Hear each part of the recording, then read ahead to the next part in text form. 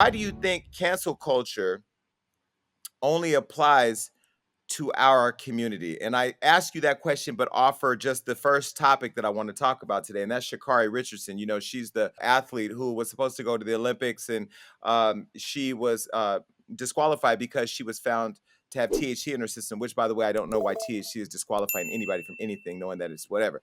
Well, this past week, you know, something else happened where a person in the media actually went and compared her to FloJo and said that she was a drug addict. I believe her name is. I guess she's the owner and founder and journalist from a business called Quillette. Her name is Claire Lehmann. She's made some unfounded claims about Sha Carri and FloJo using steroids to boost their athletic performance. Now, she took to her Twitter to make some crazy claims against the two athletes. She first accused Sha Carri's hair and nails are long because of steroids. Now, I'm going to show you what she said while I talk over it. She posted this Twitter saying, not sure whether the nails are real or fake, but in case you didn't know, very strong hair and nails can be a side effect of steroid use. Now, it's clear in Richardson's photos that she's wearing a wig and acrylic nails, despite her theory.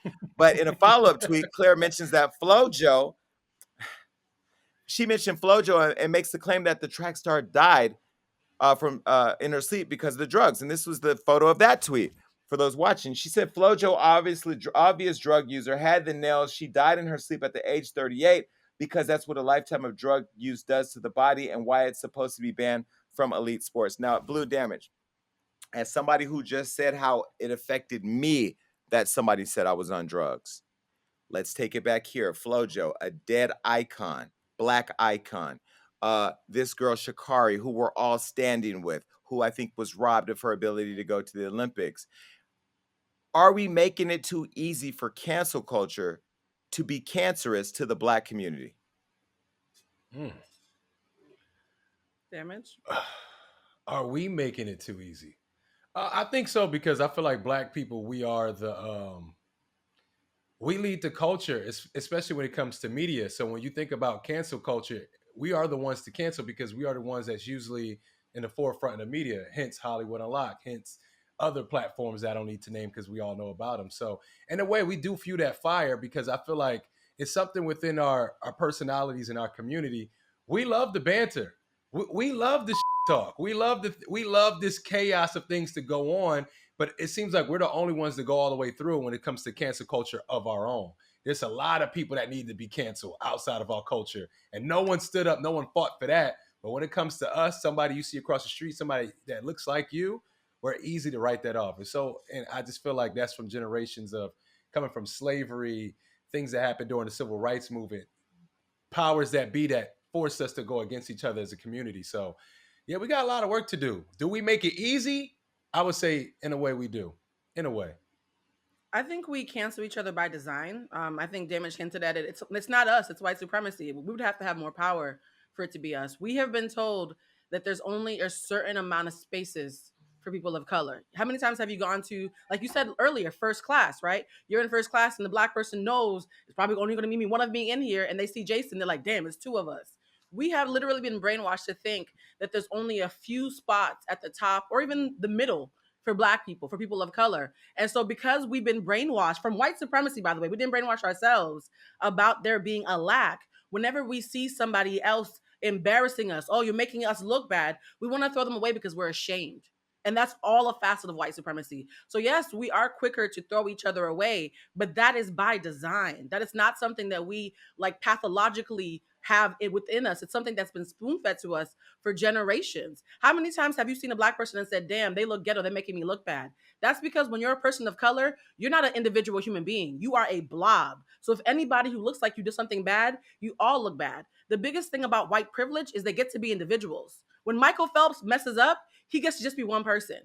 When Sha Carri messes up, it's the whole Black community who gets blamed along with her, or who has to band together with her because we are a blob. So yes, we have been robbed of our individuality. So of course we're going to be more likely to throw people away because we're being judged as a whole. But this is where we got to be accountable. This is where we got to be accountable. I saw more people on Twitter, not just Black Twitter, but Twitter, Instagram, and Facebook, and everybody canceling Monique for this bonnet bullshit than they have been canceling and dragging the hell out of this white woman. Now, I don't want us to be distracted by Monique because I think that's some bullshit too. But I also Let's think that not, yeah. that plays into people being able to attack us and it be okay and permissible, right?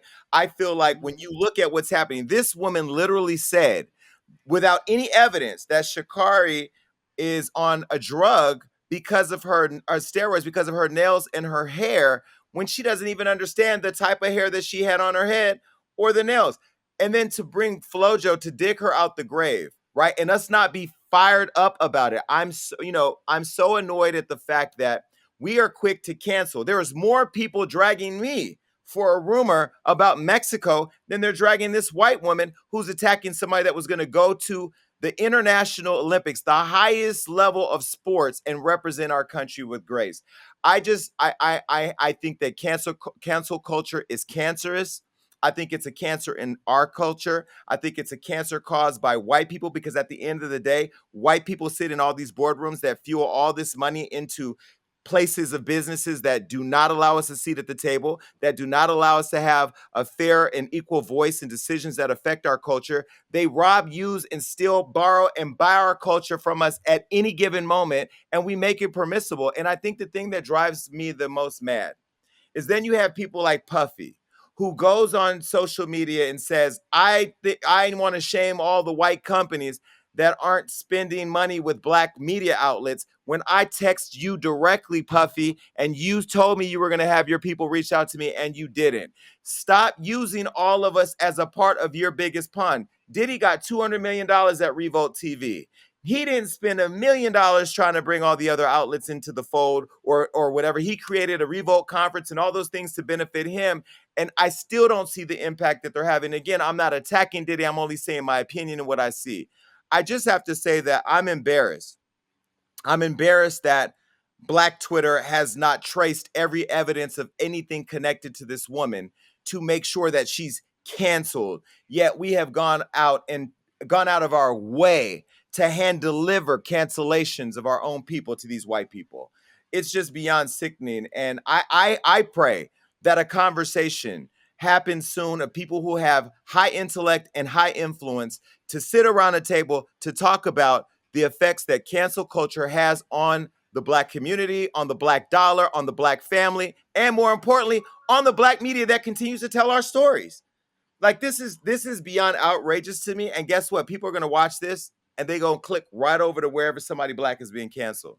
Because we don't matter. We don't even matter to us. The old saying, don't throw out the baby with the bathwater. Like when you're throwing out a tub full of dirty water, make sure you take the baby out first. I think the one amazing thing that has come out of cancel culture that nobody of sound mind of body would want to go away is the accountability that it's infused into the narrative for the first time in several generations. There are people who are being held accountable. So I do think that we need to make sure that we're extracting the nasty and nefarious parts of cancel culture, but holding on to this newfound accountability that is finally having people have their day of reckoning, that not having cancel culture allowed them to run free and terrorize their own community for decades. So we need to make sure that we separate and have nuance, because accountability is sexy as hell, canceling is not, and there's a difference.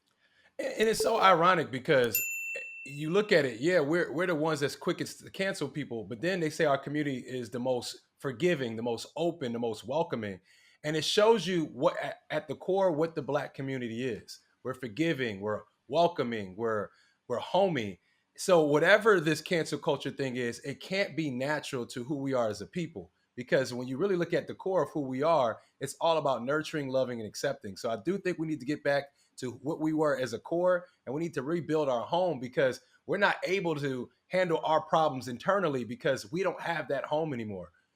You say white people are able to be individuals, but we move as individuals. We need to start moving as a unit and as a culture again. So But and as hopefully we black get back to people, that we're world. also as black people, we're strong, but as a black community, we're fragile because we keep allowing people to see the cracks on how to get in. Just buy one out. Just invest in one. Just get this one to bring them all. They don't look at the fact that if you come with one, you come for all. If you come to one, you come to all. I'm going to advocate for the black voice in media and welcome anybody to the table, but I'm not going to spend my career trying to force people to get on the same page. I'll continue to say this. your children who you say you love, you do not love them if they are Black, and you're going to let them inherit a world that does not allow them to have equal opportunity or equal voices, or can just label them drug addicts. And if you support people who do that, media outlets like this woman or the one that I'm getting ready to sue to do that, you're a part of the problem. You cannot like me. You cannot like my opinions. You cannot even like what I've built. But if you can take a step out of my opinions and see, as a Black gay man in America, I built something from scratch that employs people and that touches people all over the globe and has done as much good as it may have done some not so good, then for that, respect that. But to try to attack the fabric of that is to attack everything Black that does it.